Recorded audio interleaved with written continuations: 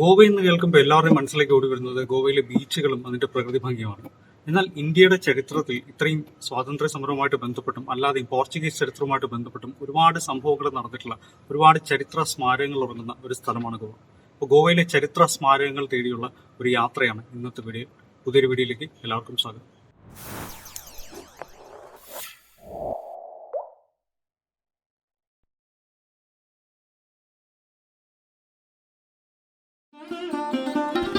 ഞാനിപ്പോൾ ഇവിടെ കോഴിക്കോട് സ്റ്റേഷനിലുള്ളത്. അപ്പോൾ ഞാനിപ്പോൾ ഇവിടെ നിന്ന് ഇനിയിപ്പം 6 മണിയാകാറായി. 6 മണിക്കൊരു നേത്രാവതി എക്സ്പ്രസ് ഉണ്ട്. നേത്രാവതി എക്സ്പ്രസ്സിൽ പോകുന്നത് ഗോവയിലെ തിവിം എന്ന് പറയുന്ന സ്റ്റേഷനിലേക്കാണ്. ഗോവയിലെ മെയിൻ സ്റ്റേഷനിൽ ഒന്നാണ് തിവിം മഡ്ഗൗൺ എന്നുള്ളത്. ഇപ്പോൾ നോർത്ത് ഗോവ എക്സ്പ്ലോർ ചെയ്യണമെങ്കിൽ നമുക്ക് കൂടുതലും തിവിമാണെന്നുള്ളത്. അപ്പോൾ ഞാനിപ്പോൾ തിവിമിലേക്കാണ് ടിക്കറ്റ് എടുത്തിട്ടുള്ളത്.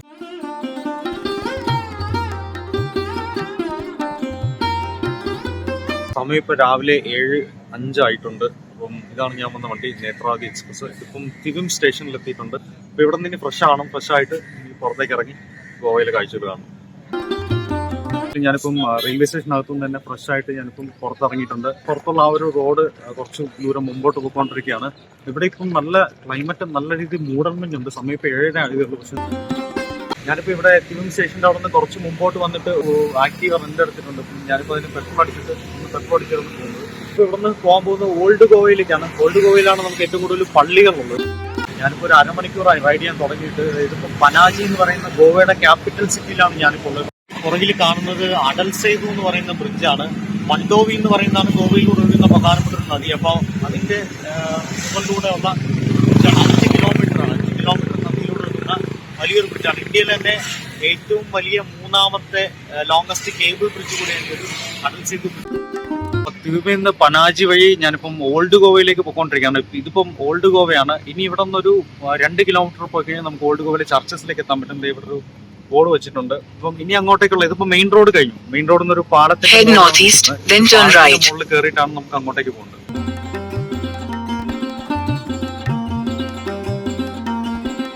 അവസാനം ഇവിടുത്തെ ചർച്ച് കോംപ്ലക്സിനകത്ത് എത്തിയിട്ടുണ്ട്. ഇത് ഇവിടുത്തെ ചർച്ച് കോംപ്ലക്സ് ആണ്. പുറകിൽ ചർച്ച് കാണാൻ പറ്റും. പിന്നെ അതല്ലാതെ ആർക്കിയോളജിക്കൽ മ്യൂസിയം, അങ്ങനെ കുറേ സംഭവങ്ങൾ നമുക്ക് ഇതിനകത്തുണ്ട്.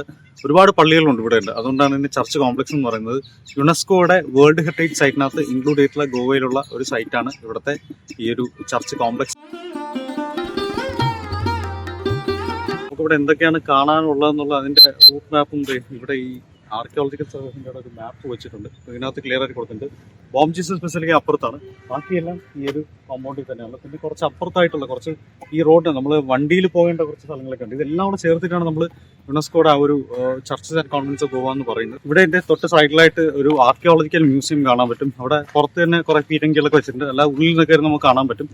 10 രൂപയാണ് എൻട്രി ടിക്കറ്റ്. ഇത് വലിയൊരു കോംപ്ലക്സ് ആണ്. ഒരുപാട് കാണാനുണ്ട്. ഈ സൈഡിലെല്ലാം ഒത്തിരി ഗാർഡനിങ് ചെയ്തിട്ടുണ്ട്. അതുപോലെ തന്നെ നമുക്ക് നടക്കാൻ വേണ്ടിയിട്ടും ഇതുപോലത്തെ അറ്റം വരെയും നമുക്ക് ഇതുപോലത്തെ ആ ഒരു പാത്ത് വേയും ചെയ്തിട്ടുണ്ട്. ഇത് കാണുമ്പോൾ തന്നെ അറിയാൻ പറ്റും എന്തുമാത്രം വലിയൊരു ഏരിയയിലാണ് ഇത് പരന്നു കിടക്കുന്നത്, എന്തുമാത്രം ചർച്ചകളാണ് ഇവിടെ ഉള്ളതെന്ന്. പുറകിൽ കാണുന്ന സെന്റ് ഫ്രാൻസിസ് അസീസിയുടെ ആ ഒരു പള്ളിയാണ്. അതുപോലെ തന്നെ ഇവിടുത്തെ ഏറ്റവും ഫേമസ് ആയിട്ടുള്ള ചർച്ച് എന്ന് പറയുന്നത് ബസിലിക്ക ഓഫ് ബോം ജീസസ് ആണ്. ഈ പുറകിൽ കാണുന്നത് ഇത് കോമ്പൗണ്ടിന് പുറത്തിറങ്ങിയിട്ടാണ് പോകുന്നത്. ഇതാണ് ഇവിടുത്തെ ഏറ്റവും ഫേമസ് ആയിട്ടുള്ളത്. അപ്പോൾ എൻട്രി ഗേറ്റ് കടന്നു വരുമ്പോൾ നമുക്ക് ആദ്യം കാണാനുള്ള ഇവിടുത്തെ സെന്റ് കാത്തറിൻ ചാപ്പലാണ്. ഇവിടെ ചാപ്പലിനെ കുറിച്ചും പിന്നെ യുനെസ്കോ ഇതിനെക്കുറിച്ചും എഴുതി വെച്ചിട്ടുണ്ട്. ഇതാണ് ഇവിടുത്തെ സെന്റ് കാത്തറിൻ ചാപ്പൽ. ഇവിടെ ഒന്നും ഇപ്പോൾ ആരാധനയില്ല. ഇതെല്ലാം ഇപ്പം ആ ഒരു പ്രൊട്ടക്റ്റഡ് മോണമെന്റ് എന്ന രീതിയിൽ സംരക്ഷിച്ചു പോരുന്നതാണ്. ഇതിന്റെ ഒരു കൺസ്ട്രക്ഷൻ സ്റ്റൈലാണ് നമുക്ക് കണ്ടറിയാൻ പറ്റും. ഇതെല്ലാം പോർച്ചുഗീസ് സ്റ്റൈലാണെങ്കിലും ആദ്യ കാലഘട്ടങ്ങളിലുള്ള പോർച്ചുഗീസ് സ്റ്റൈലാണ്. ഈ പള്ളിയുടെ പ്രധാന പ്രത്യേകതയായിട്ട് പറയുന്നത്, ഒന്ന്, ഇതൊരു റെക്ടാങ്കുലർ പ്ലാനിലാണ് ഇത് ഉണ്ടാക്കിയിട്ടുള്ളത്. മറ്റൊന്ന്, ഇതിന്റെ 2 സൈഡിലും നമുക്ക് ഓരോ ടവർ കാണാൻ പറ്റും. പള്ളിയുടെ തൊട്ട് ഫ്രണ്ടിലായിട്ട് തന്നെ നല്ല രീതിയിൽ ഗാർഡനിങ് ചെയ്തിട്ടുണ്ട്. അതുപോലെ തന്നെ പിന്നെ കുറച്ച് മുമ്പോട്ട് പോകുമ്പോൾ തന്നെ അതേ ഒരു കുളവും കാണാൻ പറ്റും.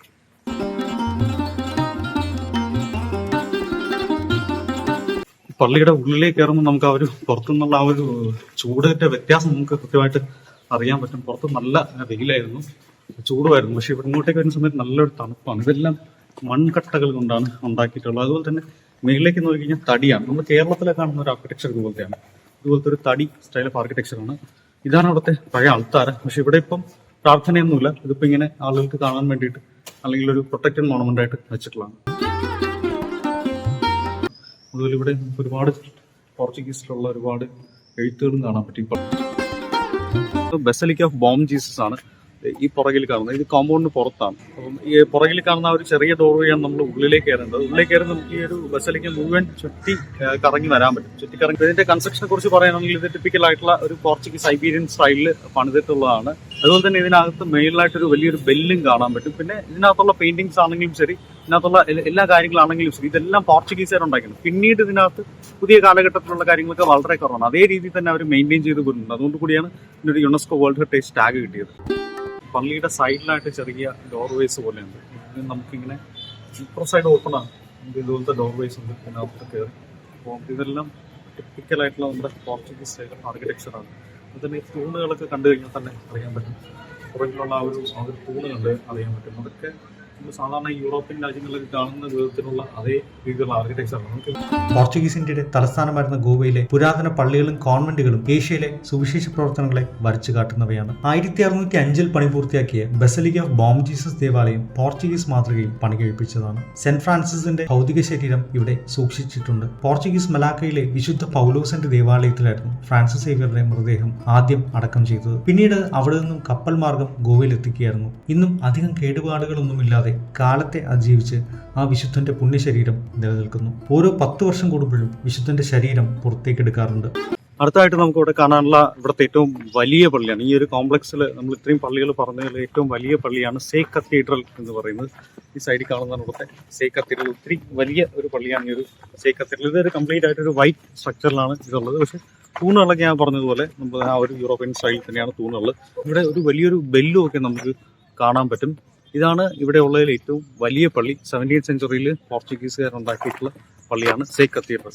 1510 അൽഫോൺസോ ഡി അൽബുക്കർക്കിയുടെ കീഴിൽ പോർച്ചുഗീസുകാർ മുസ്ലിം സൈന്യത്തിനെതിരെ നേടിയ വിജയത്തിന്റെ ഓർമ്മയ്ക്കാണ് സേക്ക് കത്തീഡ്രൽ നിർമ്മിച്ചത്. വിജയത്തിന്റെ ദിവസം വിശുദ്ധ കാതറീന്റെ പെരുന്നാളായതിനാൽ കത്തീഡ്രൽ അവർക്കായി തന്നെ സമർപ്പിച്ചു. ഞാനിപ്പം സേക്ക് കത്തീഡ്രലിന്റെ ഉള്ളിലാണ്. പുറയിൽ കാണുന്നത് ഇതിന്റെ ഇപ്പുറ സൈഡിലാണ് അതിന്റെ അൾത്താർ ഉള്ളത്. പിന്നെ ഇത് ആ സമയത്ത് തന്നെയുള്ള കുറെ പെയിന്റിങ്സ് ആണ്. കുറെ നശിച്ചു പോയവരിപ്പം റീടച്ച് ഒക്കെ ചെയ്തിട്ടുണ്ട്. പ്രത്യേകിച്ച് സേക്ക് കത്തീഡ്രലാണ്. ഇവിടെ നമുക്ക് ഒരുപാട് ഇതുപോലത്തെ അൾത്താർ പലത് കാണാൻ പറ്റും. ഇവിടെ ഈ ചുവരുകളിലൊക്കെ നമുക്ക് ഒത്തിരി മനോഹരമായിട്ടുള്ള പെയിന്റിങ്സ് കാണാൻ പറ്റും. അതുപോലെ തന്നെ ഇതെല്ലാം തടിയിലുണ്ടാക്കിയിട്ടുണ്ട്. ഒത്തിരി തടിയിലുള്ള മനോഹരമായിട്ടുള്ള കൊത്തുപണികൾ നമുക്ക് ഇവിടെ കാണാൻ പറ്റും. 15ാം നൂറ്റാണ്ടിൽ മണ്ഡോവി നദിയുടെ തീരത്ത് ഒരു ചെറിയ തുറമുഖമായാണ് ബീജാപൂർ സുൽത്താൻമാർ ഗോവ എന്ന തുറമുഖ പട്ടണം സ്ഥാപിച്ചത്. കുറച്ചകലെ തെക്ക് ഭാഗത്ത് സ്ഥിതി ചെയ്യുന്ന ഗോവപുരി എന്ന തുറമുഖത്തിന് പകരമായാണ് ഈ തുറമുഖം ഉണ്ടാക്കിയത്. ആദിൽ ഷാഹിയുടെ ഭരണകാലത്ത് ഓൾഡ് ഗോവ ബീജാപൂറിന്റെ 2ാം തലസ്ഥാനമായിരുന്നു. പിന്നീട് ഈ നഗരം പോർച്ചുഗീസുകാർ പിടിച്ചെടുത്തു. 1510 മുതൽ ഇവിടം പോർച്ചുഗീസ് ഇന്ത്യയുടെ ഭരണസിരാ കേന്ദ്രമായിരുന്നു. ഈ സൈഡിൽ കാണാൻ ഇവിടുത്തെ church of saint Francis Assisi എന്ന് പറയുന്നത്. ഇതിനകത്തേക്ക് കയറി കഴിഞ്ഞാൽ ഇതിനകത്ത് നമുക്ക് ഒത്തിരി മ്യൂറൽ പെയിന്റിങ്സ് കാണാൻ പറ്റും.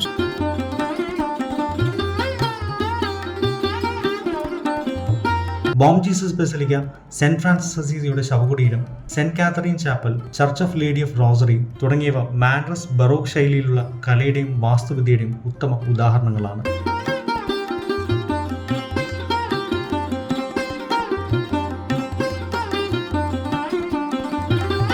പള്ളിക്കടുത്തായിട്ട് തന്നെ ആർക്കിയോളജിക്കൽ സർവേ ഓഫ് ഇന്ത്യയുടെ മ്യൂസിയം ഉണ്ട്. അപ്പോൾ ഇതിനകത്ത് കയറണമെങ്കിൽ നമ്മൾ സെപ്പറേറ്റ് എൻട്രി ഫീ കൊടുക്കണം.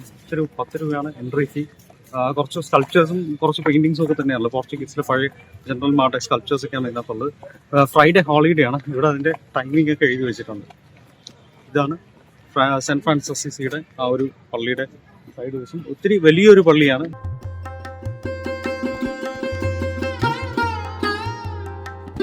നമ്മുടെ യുനെസ്കോയിൽ ആടിയിട്ടുള്ള ചർച്ചസ് ആൻഡ് കോൺവെന്റ്സ് ഗോവയിൽ നമ്മുടെ ആ ഒരു കോംപ്ലക്സിൽ നല്ലാതെ കുറച്ച് ദൂരേക്ക് മാറി, ഇതൊരു 500 മീറ്റർ മാറി സ്ഥിതി ചെയ്യുന്ന ഒന്നാണ് church tower of Saint Augustine എന്ന് പറയുന്നത്. ഇത് ഇവിടുത്തെ ഒരു church tower of Saint Augustine ആണ്. ഇത് പൊളിഞ്ഞു പോയി. ഇത് ഒരു വലിയൊരു സ്ട്രക്ചർ ആയിരുന്നു, പണ്ടൊരു വലിയൊരു പള്ളിയായിരുന്നു. പക്ഷെ ആ ഒരു പള്ളി പൊളിഞ്ഞു പോയി 1938. ഇന്ന് നമുക്ക് പ്രിസർവ് ചെയ്ത് പോരുന്ന ആ ഒരു സ്ട്രക്ചർ ഇത് മാത്രമാണ്.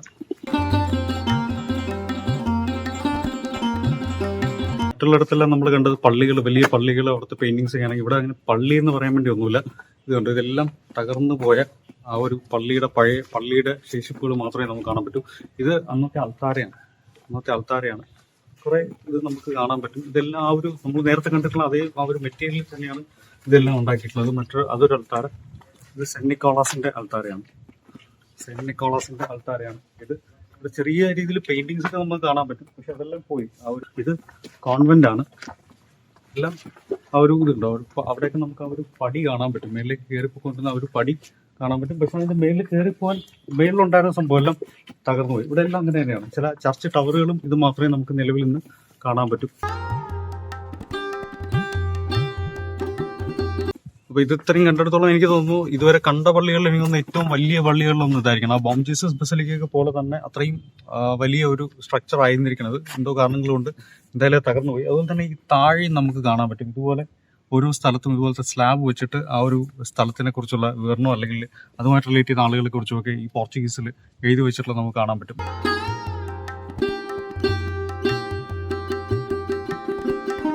നമ്മുടെ സെന്റ് അഗസ്റ്റിൻ ടവറിന്റെ തൊട്ടടുത്തായിട്ട് തന്നെ നമുക്ക് കാണേണ്ട മറ്റൊന്നാണ് ഇവിടുത്തെ ഈ ഒരു ചർച്ച്. ഈ റോഡാണ് ടവറിലേക്ക് പോകുന്നത്. ഈ റോഡാണ് നമ്മുടെ ചർച്ച്. ഇതാണ് ആക്ച്വലി ചർച്ച്. കുറച്ചുകൂടെ മുമ്പോട്ട് പോകുന്നത്.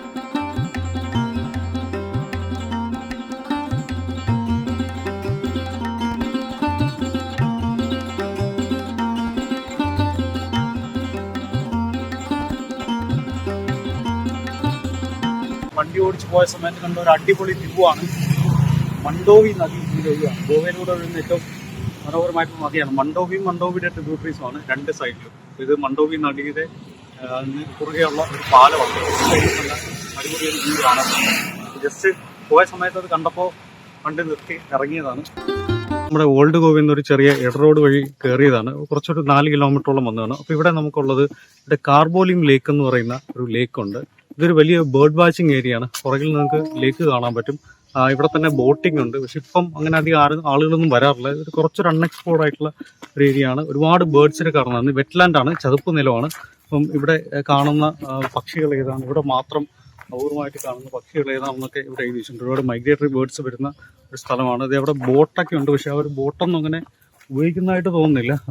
അത്രത്തോളം ആളുകൾ വരുന്ന ഒരു ഏരിയ അല്ല. മേ ബി സൺഡേ ഒക്കെ ആണെങ്കിൽ കൂടുതൽ ആളുകൾ വരാൻ സാധ്യത ഉണ്ടായിരിക്കും. ഇവിടെ ഈ ചെയറൊക്കെ ഒത്തിരി ഇട്ടിട്ടുണ്ട്. നമുക്ക് ഉണങ്ങി ഇരിക്കാൻ വേണ്ടി ചെയറൊക്കെ ഇട്ടിട്ടുണ്ട്. ഇത് ആക്ച്വലി ഫോറസ്റ്റ് ഡിപ്പാർട്ട്മെന്റ് കീഴിലുള്ള ഒരു ഏരിയ ആണ്. വേറെ എൻട്രി ഫീയോ കാര്യങ്ങളൊന്നുമില്ല. ഒരുപാട് മരങ്ങളുണ്ട്. ഒരു ഭാഗത്ത് നിൽക്കുമ്പോൾ നല്ല കാറ്റും നല്ല ഒരു തണുപ്പൊക്കെ ഉണ്ട്. ഇത് ഇവിടുത്തെ വാച്ച് ടവർ ആണ് പുറകെ കാണുന്നത്. നമുക്ക് ഇതിന്റെ മേളിൽ നിന്ന് കഴിഞ്ഞാൽ നല്ല ഒരു വ്യൂ കിട്ടും. ഇപ്പം ഒരുപാട് പേർക്ക് നിൽക്കാൻ പറ്റില്ല, കുറച്ച് പേർക്ക് നിൽക്കാൻ പറ്റും.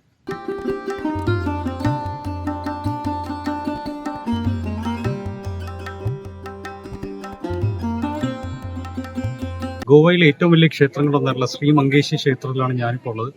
ഈ സൈഡിൽ കാണുന്നതാണ് ക്ഷേത്രം. സമീപത്തായിരുന്നു. നല്ല വെയിൽ നിങ്ങൾക്ക് കാണാൻ പറ്റും. ഇത് ഗോവയിലെ ഏറ്റവും വലിയ ക്ഷേത്രങ്ങളിലൊന്നാണ്. ഇത് പോണ്ട റൂട്ടിലാണ്. നമ്മൾ ഓൾഡ് ഗോവ നിന്ന് ഇങ്ങോട്ട് വരുന്ന സമയത്ത് പോണ്ട റൂട്ടിൽ ഒരു 12 കിലോമീറ്റർ 13 കിലോമീറ്റർ ദൂരത്തിലാണ് ഈ ഒരു ക്ഷേത്രം ഉള്ളത്. പുറയിൽ കാണുന്ന ഒരു എൻട്രി ഗേറ്റ് വഴിയാണ് നമ്മൾ ക്ഷേത്രത്തിന്റെ അകത്തേക്ക് കയറേണ്ടത്. പക്ഷെ ഇവിടെ സൈഡിൽ നിന്ന് കാണാൻ പറ്റും ഒത്തിരി ഷോപ്പുകളുണ്ട്. നമുക്ക് എന്തെങ്കിലും സാധനങ്ങൾ വാങ്ങാനോ അല്ലെങ്കിൽ ഫുഡ് കഴിക്കാനൊക്കെ നമുക്ക് ഇവിടെ നിന്ന് കഴിക്കാൻ പറ്റും. വണ്ടി ഇവിടെ പാർക്ക് ചെയ്യാനായിട്ട് നല്ല സൗകര്യമുണ്ട്. പിന്നെ ഒരു പഴയ ഒരു ആർക്കിടെക്ചർ ഒന്നുമല്ല. ഇതൊരു പുതിയ ഇവിടുത്തെ ഒരു പ്രത്യേക കാസ്റ്റ് ബ്രാഹ്മിൻസിന്റെ അവരുടെ ഒരു കുലദേവനാണ് ഈ ഒരു മങ്കേശി എന്ന് പറയുന്നത്. മങ്കേശി എന്ന് പറഞ്ഞാൽ ശിവന്റെ ഒരു വേറൊരു ഫോമായിട്ടാണ് അവർ കരുതുന്നത്. അകത്തൊക്കെ ആണെങ്കിലും തന്നെ ഫുൾ മാർബിളാണ്. മൊത്തം മാർബിൾ. നല്ല തണുപ്പാണ്. പുറത്തിപ്പോൾ നല്ല ചൂടാണ്, പക്ഷെ അകത്തും നല്ല തണുപ്പാണ്. ഇതിവിടെ ഈ ക്ഷേത്രത്തിലെ ക്യാൻറ്റീനാണ്. ഇവിടെ ഈ ഉച്ച സമയം ആയതുകൊണ്ട് തന്നെ കുറച്ച് തിരക്കുണ്ട്. നമുക്ക് റൈസ് പ്ലേറ്റ് കിട്ടും. റൈസ് പ്ലേറ്റിനകത്ത് റൈസും ചപ്പാത്തി എല്ലാം വെച്ചിട്ടുള്ള ഒരു താലിയാണ് ഇവിടെ ഉള്ളത്. ഞാനിപ്പോൾ പോകുന്ന വഴിയിൽ കണ്ട ഒരു അടിപൊളി ഒരു കാഴ്ചയാണ്. ഇവിടെ പിന്നെ ഈ സൈഡിലുള്ള റോഡ് സൈഡിലായിട്ട് ഒരു ബീച്ച്. നമ്മൾ ഈ പോകുന്നത് ഗോവയായിട്ട് ഇതുവരെ ബീച്ച് കണ്ടില്ല. അപ്പോൾ ആദ്യമായിട്ടാണ് ഒരു ബീച്ചിന്റെ വ്യൂ കിട്ടുന്നത്. അടുത്ത ഡെസ്റ്റിനേഷൻ ഗോവയിലുള്ള വളരെ ഫേമസ് ആയിട്ടുള്ള ഒരു ഫോർട്ടാണ്. റെയ്സ് മാഗോസ് എന്ന് പറയുന്ന ഒരു ഫോർട്ടാണ്. അപ്പം നമുക്ക് വണ്ടി താഴെ വെക്കാൻ പറ്റും. ഇതാണ് ഇവിടുത്തെ റിസപ്ഷൻ. ആ ബിൽഡിംഗ് ആണ് ഇവിടുത്തെ റിസപ്ഷൻ. അവിടെ വണ്ടി നമുക്ക് താഴെ വെക്കാൻ പറ്റും. എന്നിട്ട് ടിക്കറ്റ് ഉണ്ട്. 50 രൂപയാണ് ടിക്കറ്റ്. 50 രൂപ. പാർക്കിംഗ് ഫ്രീ ആണ്. ഇതാണ് അങ്ങോട്ടേക്ക് പോകുന്ന നമ്മുടെ എൻട്രി ഗേറ്റ്. ടിക്കറ്റ് കയ്യിലുണ്ട്. നമുക്ക് എന്തായാലും ഇതുവഴി ഉള്ളിലേക്ക് പോവാം.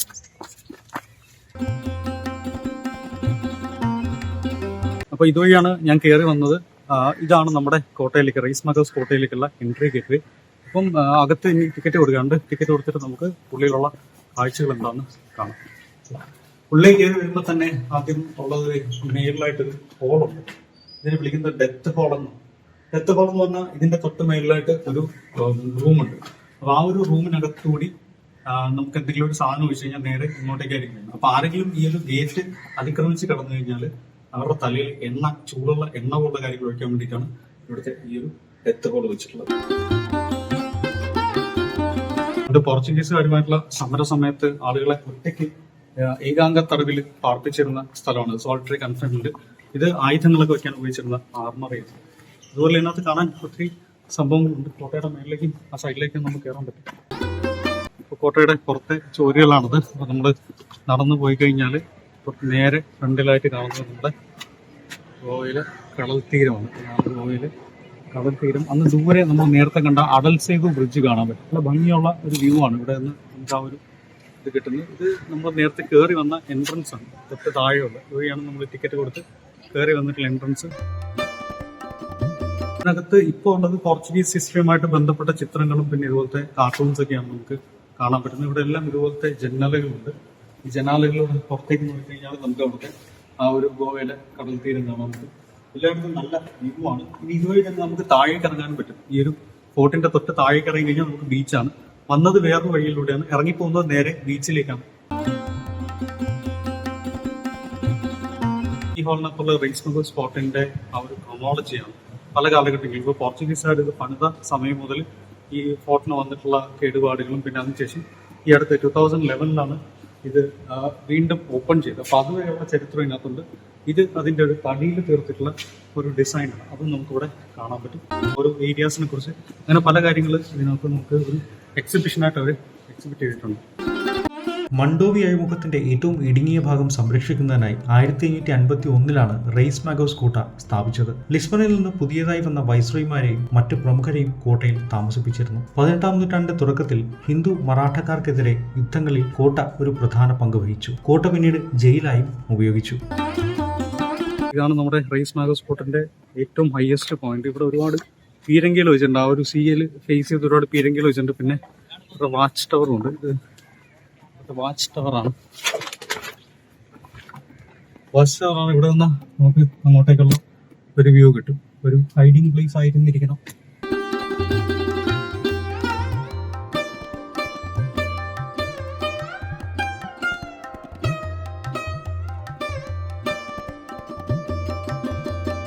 കോട്ടയുടെ ഉള്ളിൽ വന്ന വേറെ വഴി കൂടെയാണ്. നമ്മൾ പുറത്തേക്ക് ഇറങ്ങേണ്ടത് ഈ വഴി കൂടെയാണ്. ഇതൊരു എക്സിറ്റ് റൂട്ടാണ്. ഇതുപോലത്തെ പല എക്സിറ്റ് റൂട്ടുകൾ പല സൈഡിലുണ്ട്. പക്ഷെ ബാക്കിയെല്ലാം ക്ലോസ് ചെയ്തിരിക്കുകയാണ്. ഇത് മാത്രമാണ് നിലവിൽ ഓപ്പൺ ചെയ്തിട്ടുള്ളത്. പ്രത്യേകം എന്താണെന്ന് വെച്ച് കഴിഞ്ഞാൽ പടി ഇറങ്ങി ചെല്ലുമ്പോൾ നമ്മൾ എത്തുന്നത് ബീച്ചിലേക്കാണ്. ബീച്ചിലേക്കാണ് എത്തുന്നത്. പിന്നെ എന്നിട്ട് അവിടെ നിന്ന് തിരിച്ച് കറങ്ങി നമുക്ക് ആ ഒരു ടിക്കറ്റ് എടുത്ത റിസപ്ഷനിലേക്ക് പോകാൻ പറ്റും. ഇത് കാണുമ്പോൾ തന്നെ അറിയാൻ പറ്റും അത്യാവശ്യം കുത്തനെയുള്ള ഇറക്കമാണ്.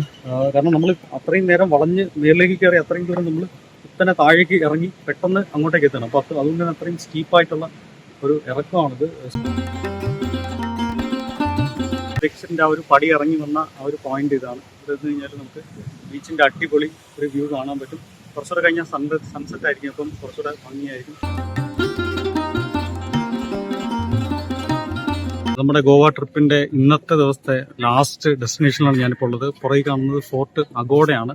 ഇത് നമ്മൾ നേരത്തെ കണ്ടതുപോലെ തന്നെ മറ്റൊരു ഫോർട്ടാണ്. അതിനേക്കാളും കുറച്ചുകൂടി വലിയൊരു ഫോർട്ടാണ്. ഇത് എ സൈഡ് കീഴിലാണ്. അപ്പോൾ അതുകൊണ്ട് ടിക്കറ്റ് എടുക്കണം. 25 രൂപയാണ് നമ്മൾ ഇവിടെ വന്ന് എടുക്കണമെങ്കിൽ. 20 രൂപയ്ക്ക് നമുക്ക് എ സൈഡ് സൈറ്റിൽ നിന്ന് എടുക്കാൻ പറ്റും. ഞാൻ നേരത്തെ ആ സൈറ്റിൽ നിന്ന് ടിക്കറ്റ് എടുത്ത് വെച്ചിരുന്നുണ്ട്. അത് സ്കാൻ ചെയ്യുമ്പോൾ നമുക്ക് ഉള്ളിലേക്ക് എൻട്രി കിട്ടും.